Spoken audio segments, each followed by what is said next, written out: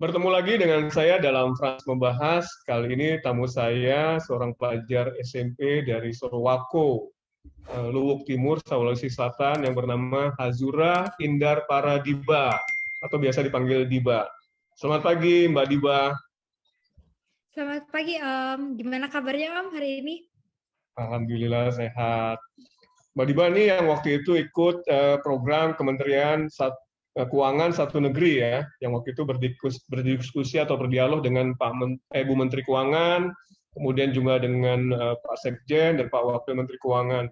Kita lihat dulu videonya untuk melihat seperti apa waktu Mbak Diba berdialog dengan Ibu Menteri Keuangan. Oke, Diba, coba ceritakan ke saya waktu kamu ingin menulis buku ini atau ikut program ini dan ingin waktu menulis buku ini dan bagaimana proses dan effort untuk bisa mencapai sebuah buku. Tadi saya udah baca satu yang dari Aceh, luar biasa sih. Baru satu sih, karena baru saya terima pagi ini, Diba. Silakan. Iya, Bu. Pertama-tama terima kasih ya Bu, saya senang sekali bisa mendapat kesempatan berdialog dengan Ibu. Tadi malam begitu saya dikabari akan berdialog, saya sampai nggak bisa tidur Bu, stres gitu rasanya. Kenapa nggak bisa tidur, stres? Saya tuh fans Ibu, saya tuh follow IG Ibu juga loh Bu, follow back dong Bu. IG saya itu Bu, Instagram saya atur agar kontennya di dalam itu yang saya unggah itu bisa menginspirasi teman-teman. Saya juga mau mengucapkan terima kasih kepada Biro SDM Kementerian Keuangan, kemudian kepada Pak Heru dan Pak Sua juga. Bukunya sudah sampai ya Pak Heru dan Pak Sua, saya juga sudah kirimkan. Ya, sudah sampai. Oh iya, Pak Heru, saya juga nanti mau tagih janjinya ya Pak.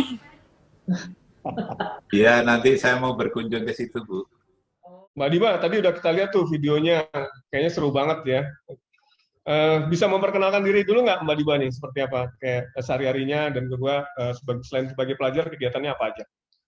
Ya Om, saya izin memperkenalkan diri terlebih dahulu ya Om, karena pasti subscriber Om ini kepikiran, kok bisa sih Hazura Indar Paradiba ini yang diundang? Jadi izinkan saya bercerita tentang diri saya Om. Mungkin dari cerita saya ini yang nonton YouTube Om nanti akan lebih tahu tentang saya. Perkenalkan, saya Hazura Indar Paradiba dan saya biasa dipanggil Diba. Saya tinggal di Sorowako bersama dengan Bunda En dan Papa Eri. Sekarang nenek saya juga tinggal bersama saya karena akhir tahun lalu beliau stroke. Di situ saya belajar cara merawat orang tua Om. Dalam hidup saya punya suatu pengalaman menarik, yaitu naik ambulans antar kabupaten, karena nenek saya tinggal di Luwu Utara dan saya tinggal di Luwu Timur. Jadi waktu itu, saya harus membawa nenek saya itu ke Makassar dengan cepat, Om. Salah satu caranya ya pakai pesawat dari Sorowako. Saya yang mendampingi nenek saya naik ambulans ke Sorowako itu, Om. Waktu itu yang membawa mobil saya itu Papa, dan Bunda juga tidak mungkin ikut di ambulans karena kondisi kesehatan Bunda tidak memungkinkan. Saat itu Om, saya sempat diragukan, memangnya seorang anak remaja bisa mendampingi neneknya? Saya bilang Om di situ, jangan remehkan saya serba bisa kok. Pengalaman itu Om, nenek saya sering terkena serangan lanjutan dan beberapa kali pergi ke Makassar juga. Di Sorowako ini rumah sakitnya adalah rumah sakit perusahaan, jadi tidak ada dokter spesialis yang bisa menangani penyakit nenek saya. Itu pun saya bawa ke Makassar, nenek saya naik pesawat, saya lagi yang mendampingi. Suster dan dokter yang mendampingi nenek juga saya dampingi. Pesawatnya itu adalah pesawat charter perusahaan dan jenisnya ATR Om, jadi lumayan kecil. Kemudian karena sedang pandemi, kapasitasnya dikurangi, hanya setengah yang boleh naik pesawat. Sehingga untuk mengantar pasien pendampingnya hanya boleh satu orang saja. Dan kembali lagi, saya yang mendampingi. Itu merupakan pengalaman berharga saya di saat pandemi, Om. Kembali lagi ke saya yang tinggal di Sorowako, Om. Di sini saya juga merawat 15 kucing. Wah, punya kucing banyak ya? Ya, Om. Dan awal mula saya cinta kucing itu adalah setiap pulang sekolah, saya itu suka sekali rescue kucing. Sampai sekarang suka timbul rasa prihatin dalam diri saya, Om. Kenapa sih sedikit sekali orang yang peduli tentang kucing dan anjing di jalanan? Oh ya Om, saya juga hari Sabtu ini rencananya ada undangan untuk menjadi pembicara di WWF. Di situ saya akan bercerita bahwa rasa cinta terhadap hewan itu harus ditumbuhkan sejak dini. Oke, bagus Kalau sekali. di sekolah, iya Om. Kalau di sekolah itu saya aktif di beberapa organisasi Om. Saya pernah menjadi wakil ketua OSIS, anggota PMR, dan saya juga mengikuti beberapa kegiatan seperti Musrenbang Anak dan lain-lain. Yang paling berkesan adalah ketika saya menjadi kepala desa sehari. Kenapa? Wow, Karena di situ saya mempunyai tim Om yang isinya bapak-bapak dan ibu-ibu semua. lumayan ya. Sehari ya tuh. Iya, saat ini kegiatan saya yang menjadi fokus saya adalah literasi Om. Karena saya baru saja ditunjuk menjadi Duta Literasi Sorowako oleh Bapak Kepala Desa Sorowako, Bapak Jahadin Peruge. Saya mempunyai project library on the road dengan Bapak Kepala Desa Om. Waktu itu saya punya ide, di zaman teknologi, apalagi saat pandemi sekarang, gadget itu menjadi seperti oksigen seorang pelajar. Bangun tidur dilihat gadget bunyi dikit ada tugas, gadget bunyi dikit ada pelajaran. Dari situ saya mendengar banyak sekali keluhan dari orang tua dan guru dalam mengontrol penggunaan gadget teman-teman. Karena di usia mereka akan merasa dukungan pulsa dari pemerintah itu merupakan kesempatan mereka agar bisa menggunakan gadget semaksimal mungkin. Mengerjakan tugas jadi alasan Om kalau ditanya orang tuanya lagi kerja tugas, padahal sebenarnya lagi main game, scroll sosmed, dan lain-lain. Iya, saya semakin prihatin Om ketika mereka mulai menggunakan gadgetnya, sosmednya, untuk men-share isu-isu, mulai dari politik sampai segala macam yang sebenarnya adalah hoax. Padahal seharusnya, apalagi di usia mereka, bukan tidak boleh ya Om, tapi seharusnya info-info seperti itu tidak di-share. Karena mereka sendiri belum bisa mencari kebenarannya, apalagi mengenai politik. Kecuali kalau mereka memang sudah mendapat edukasi tentang politik Om, padahal kan belum. Nah, selama awal-awal pandemi Om, yang saya dengar itu kan kembali lagi hanya keluhan, komplain, dan berita-berita negatif. Seakan-akan negatifnya itu jauh lebih banyak daripada positifnya. Sementara saya sendiri itu diajarkan sebuah prinsip oleh Bunda En dan Papa Eri, bahwa kita itu harus selalu melihat dan berbuat positif. Bahkan berpikiran pun harus dari sisi positif dahulu. Contoh nih Om ya, seorang pencuri. Bisa jadi di balik dia mencuri itu, dia memang kepepet, butuh sesuatu. Jadi kita itu jangan serta-merta menuduh orang sebelum kita tahu posisinya. Bagaimana caranya? Ya kembali lagi harus berpikir positif dulu. Di hukum juga ada yang namanya asas praduga tidak bersalah ya. Betul. Nah pandemi juga begitu Om, kita tidak boleh menganggapnya negatif, harus dilihat positifnya. Banyak kok, contohnya nih Om, waktu masih sekolah tatap muka, sebagai anak sekolah pasti punya keinginan yang wajar, yaitu ingin bolos dan ingin libur ya Om. Ya. Kalau saya sebagai pelajar nih Om, anak-anak pasti mau bolos ya, mau tidak masuk sekolah, maunya libur. Libur Sabtu Minggu aja nih Om, udah senang semua, nggak perlu libur panjang. Nah, ketika kita belajar di rumah itu harusnya bersyukur. Kita bisa belajar sambil makan, belajar di kamar sendiri atau di ruang keluarga, belajar sambil mendengarkan musik atau sambil bermain dengan kucing. Dan otomatis mereka di situ bisa mengambil peluang Om. Sisa waktu yang selama ini habis untuk perjalanan ke sekolah bisa dimanfaatkan untuk hal-hal positif. Kalau saya selama pandemi semakin mendalami passion saya. Sebenarnya passion saya banyak Om. Seusia saya ini masih suka ini dan coba itu ya. Saya selama pandemi saya mencoba macam-macam seperti olahraga skateboard. Kebetulan papa saya ini hobinya skateboard Om. Jadi saya coba. Iya, jadi saya coba sampai akhirnya saya dan teman-teman saya bisa membentuk komunitas skateboard di Sorowako Om. Oh, luar biasa. Saya juga aktif mengampanyekan berbagi masker Om dengan menyisihkan uang jajan saya yang selama pandemi itu tidak terpakai. Saya belikan masker dan saya bagikan ke bapak-bapak ojek yang membersihkan lingkungan dan lain-lain. Saya juga kampanye berbagi dengan bapak ojek. Waktu awal-awal pandemi saya dan keluarga itu sama sekali tidak keluar rumah Om. Jadi bahan makanan dan sebagainya itu dibelikan oleh ojek. Ketika membeli makanan, saya lebihkan 1 porsi untuk bapak ojek.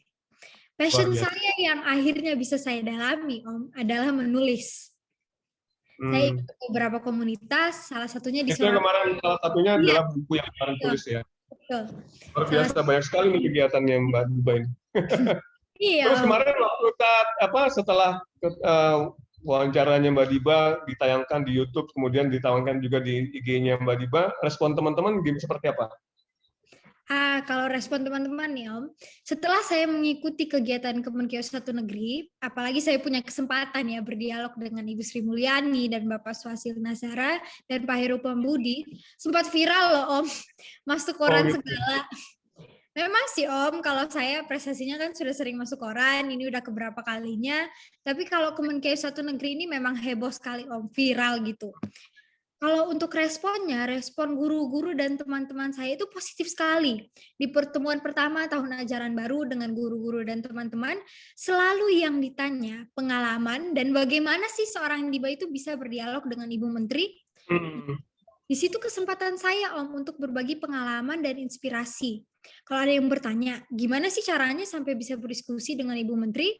Poin yang saya tekankan adalah prestasi. Dalam benak saya nih Om, prestasi di zaman ini itu sudah bukan prestasi akademis lagi. Justru prestasi non-akademis yang memberi pengalaman bertemu dengan tokoh-tokoh hebat. Itu yang selalu saya bagikan ke orang lain. Karena pola pemikiran seperti ini adalah pola pemikiran anti-mainstream, apalagi di daerah. Karena di daerah saya ini Om, betul-betul masyarakatnya pola pikirnya itu mainstream sekali. Guru-guru dan orang tua itu pola pikirnya selalu begini. Dari tahun ke tahun itu begini kok, prestasi itu ya prestasi akademis.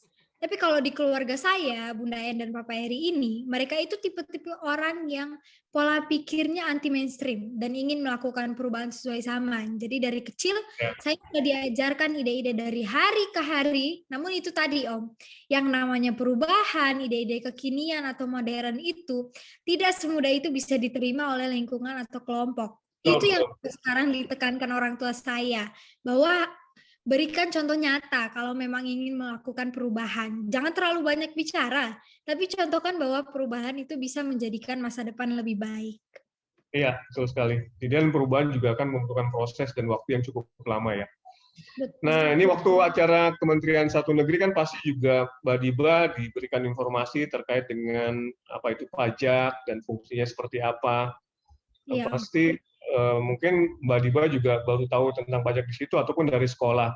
Nah, kira-kira kalau untuk teman-teman seumuran Mbak Diba ini, kalau kita misalnya mau biar mereka lebih tahu, lebih mendalam tentang pajak, seperti apa ya sosialisasi atau edukasi kepada mereka? Ada cara-cara yang menurut Mbak Diba efektif nggak kira-kira? Oh iya, Om. Kalau menurut saya, pajak itu Om tidak bisa dikenalkan seperti guru yang menerangkan mata pelajaran ke muridnya. Tapi kalau saya itu bisa tahu tentang pajak dan saya juga sebenarnya mengerti tentang politik, tentang pembangunan negara, dan segala hal. Itu karena saya dibiasakan dari kecil suatu tradisi, yaitu diskusi di meja makan. Itu tradisi di keluarga saya. Di keluarga saya itu Om, prinsipnya tidak ada rahasia di antara kita. Jadi dari kecil saya sudah tahu segala macam tentang ilmu-ilmu orang dewasa. Orang tua saya juga tahu Om apa yang terjadi di kalangan anak seusia saya saat ini. Misalnya gampang Om. Sekarang masalahnya itu kan banyak orang tua yang sulit sekali masuk ke passion anak, apa yang anak sukai. Kebanyakan orang tua malah menerapkan peraturan satu arah, tidak boleh begini, tidak boleh begitu, kamu harus begini, harus begitu. Nah, kalau saya itu dianggap sebagai teman, bahkan sering dimintai pendapat tentang hal-hal orang dewasa. Anak seusia saya ini, saya nih ya Om, lagi seneng drama Korea ya, seneng K-pop, pokoknya lagi gila-gila Korea lah ya Om. Orang tua saya itu punya prinsip, mereka harus selalu selangkah di depan saya. Sekarang malah Om, gara-gara saya, mereka juga ikut tergila-gila dengan Korea-Koreaan, bahkan tahu artis ini, artis itu. Bahkan beli album K-pop pun Om ya, sampai berdebat mau beli yang versi ini, versi itu. Dipakainya pun juga bersama. Katakanlah playlist musik kita itu dipakai bersama juga. Playlist ibu saya itu saya pakai, playlist saya bapak saya yang pakai. Dan soal pajak ini pun saya selalu diskusi dengan orang tua. Jadi menurut saya, cara yang mudah untuk masuk ke anak-anak itu adalah pemerintah harus punya skema bahwa bahasa pajak itu harus bahasa anak muda, Om. Jadi begitu bahasa itu bisa didengar dan dimengerti anak-anak seusia saya, pasti akan lebih punya rasa penasaran dan tertarik untuk tahu lebih lanjut tentang pajak. Karena pada dasarnya Om, anak-anak muda itu rasa keponya tinggi sekali. Politik juga bisa kok, anak SMA saja sudah ada yang mulai terjun ke arah politik kan Om. Harusnya bahasanya itu adalah bahasa kekinian. Contohnya nih Om, saya sudah kepo nih Om ya, saya sudah bilang anak sekarang itu kalau ada sesuatu yang menarik perhatian mereka akan kepo sekali. Saya nih, maaf nih ya Om, saya suka lihat IG Om kan. Ya. Om sering tuh seminar, rapat dengan tokoh-tokoh, dengan menteri, dengan DPR dan segala macam. Harusnya nih Om, menurut saya, karena Indonesia ini besar, harusnya ada wakil anak untuk ikut dalam perancangan pembangunan. Jadi katanya itu bisa masuk ke anak-anak. Memang Om, enggak semuanya akan tertarik soal pajak, tapi setidaknya ada yang bisa menjadi influencer soal pajak. Dari bukunya, metodenya, skemanya itu harus kekinian. Kalau saya diajak untuk bikin buku soal pajak dari sisi anak, itu saya mau sekali Om. Gini Wah, bener ya. Tambahan nih dari saya Om. Ide saya itu adalah, ayolah pemerintah mulai mengikut sertakan anak dari SMP, SMA hingga kuliah. Mungkin yang mudah dulu, ini pendapat saya ya Om. Mungkin Ditjen Pajak nih membuat edukasi tentang pajak untuk anak muda. Di sosmednya itu, ya kalau sekarang yang paling sering dipakai itu adalah Instagram ya Om. Nah, sosmednya ini harus berisi konten-konten yang menarik. Contohnya, Ditjen Pajak itu harus mulai mengendorse influencer-influencer anak muda. Contohnya yang sekarang lagi ngetren ya Om, mau di Ayunda ya. Sekarang lagi hit sekali. Harusnya Ditjen Pajak itu menarik dia dan buat iklan yang menarik. Contohnya, kembali lagi Om, saya suka lihat artis-artis Korea kan. Mereka ini cepat sekali diambil oleh negara-negara lain. Contohnya Filipina. Jadi kayak semacam ada channel khusus untuk yang anak mudanya ya, terpisah dari yang resminya ya. Iya Om, betul. Contohnya nih Om ya, Filipina itu kan ada perusahaan telekomunikasinya, salah satu perusahaannya itu mengambil artis yang hits, yang like dan komen itu Om, enggak hanya orang-orang Filipina, yang komen itu malah netizen Indonesia. Nah, kenapa Indonesia kayak gitu ya Om? Nggak usah kok jauh-jauh, nggak usah artis Korea dulu, tapi kalau sanggup ya nggak apa-apa ya. Di sini kan banyak kok Om, anak muda yang influencer dan menginspirasi. Mau di Ayunda, Jerome Pauline, atau mungkin saya, nggak Om, bercanda kok. Jadi dia Ditjen Pajak mengedukasi, bikin iklan pajak yang menarik Om. Mungkin iklan pajaknya untuk anak muda gini, ya gayanya mungkin main skateboard, main BMX, pokoknya semuanya serba-serba anak muda Om. Terus Ditjen Pajak juga harus sering-sering mengadakan kegiatan yang eventnya itu untuk anak-anak usia SMP SMA. Tapi kalau menurut saya SMP itu dibanyakin Om. Tapi lomba-lombanya jangan yang sudah biasa Om, kayak lomba bahasa Inggris dan lain-lain. Harusnya dalam perencanaan sosmednya saja itu libatkan anak muda untuk ide-idenya. Contohnya lomba cipta lagu dan lain-lain. Kalau boleh usul nih Om, Ditjen Pajak saya lihat di Instagramnya mendekati sekolah-sekolah itu kayak penyuluhan pajak ya Om. Itu Om, jujur saja ya Om. Siswa tidak Om. Jujur nih Om. Karena influencer nih Om, kalau di sekolah itu biasanya adalah bad boy dan bad girl ya. Mereka nggak bakal ikut Om kalau penyuluhan. Yang ikut itu pasti yang akademisnya bagus. Nah, harusnya perpajakan ini mulai mensponsori event sekolah, contohnya pensi. Pensinya itu apakah bernuansa pajak atau minimal ada hubungan dengan perpajakan. Nah, ide seperti ini mau tidak mau akan melibatkan anak muda. Sekarang dananya berapa sih untuk penyuluhan pajak, Om? Pasti besar. Nah, biasanya tapi yang ikut kan punya anak-anak akademis kan, Om?